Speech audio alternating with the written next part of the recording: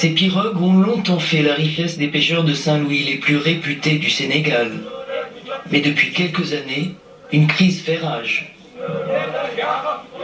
Aujourd'hui, la pêche est difficile à cause des étrangers. Leurs bateaux gênent la pêche, ils polluent la mer et c'est dur pour les pêcheurs. Ils attrapent tout ce que nous pêchions. Moustapha Dieng dirige 2 syndicats de pêcheurs traditionnels.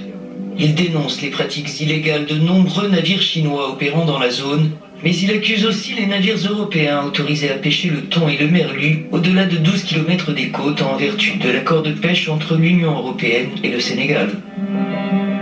Les Européens qui sont dans la pêche du thon, ils sont obligés de venir acheter ou faire pêcher des poissons juvéniles qui devaient grandir pour repeupler les océans, pour servir d'appât vivant. Les bateaux qui pêchent le merlu, ils font du chalutage de fond.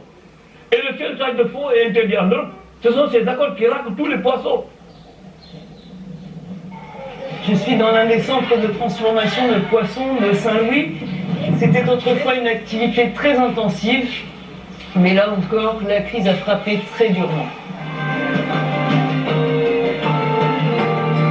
On est très fatigué et si ça ne dépendait que de nous, on chercherait de l'aide pour qu'on arrête ces bateaux et qu'on fasse tout pour avoir du poisson. Il n'y a plus de poisson.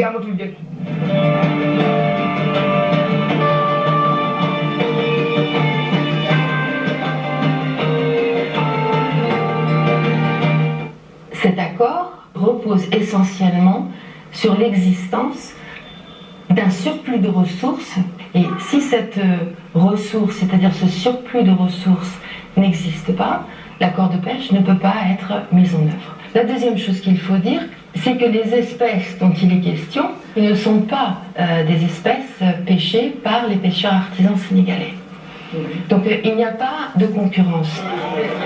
Des arguments qui ne peuvent dissuader ceux qui sont déterminés à se rendre clandestinement en Europe.